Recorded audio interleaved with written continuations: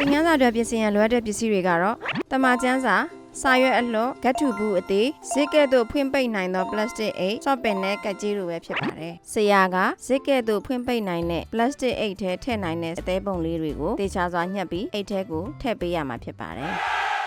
ဘရင်ကြီးဟာပြည်ပြဲလူငယ်လေးတွေကိုအမည်နာမတွေပြောင်းပေးတယ်။ဘာဘူးလုံမျိုးရဲ့နေထိုင်မှုပုံစံတွေကိုပြောင်းပေးခဲ့တယ်။ဘယ်လိုပဲပြုပြင်ပြောင်းလဲပေးမဲ့လဲသူတို့ရဲ့ရင်ထဲမှာရှိတဲ့ဘုရားရှင်တစ်ပါးတွေကိုသာချစ်ချင်းဘုရားကိုယုံကြည်အားကိုးခြင်းနဲ့ဘုရားရဲ့စကားကိုနားထောင်ခြင်းတွေကိုတော့ပြင်လို့မရခဲ့ပါဘူး။ဆရာကဒါဘာပုံလဲကလေးတွေကအသေးနှလုံးဆရာကခုဆရာဒီအသေးနှလုံးပုံလေးကိုဒီအိတ်ထဲထည့်မယ်နော်။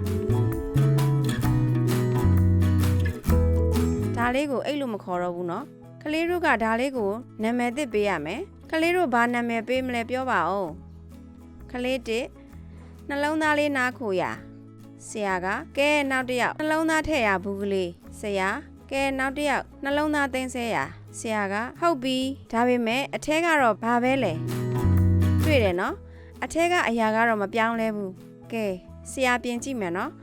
အသေးနှလုံးကိုထုတ်ပြီးအခုဒီကတ်ထူဘူးလေးထဲထည့်မယ်နော်အသေးနှလုံးပုံကိုကလေးတွေရွှေ့မှာဘူးထဲကိုထည့်ပါဆရာကကဲဒီဘူးလေးထဲမှာရှိတာပါလဲအသေးနှလုံးမှာဆရာကဟုတ်လားသိကြတယ်နော်အပြင်ကပြောင်းသွားပြီနော်အထက်ကအသေးနှလုံးဟုတ်သေးရဲ့လားကလေးများကဟုတ်ပါတယ်ဆရာကကောင်းပြီဆရာဖွင့်ကြည့်မယ်နော်ဟုတ်တယ်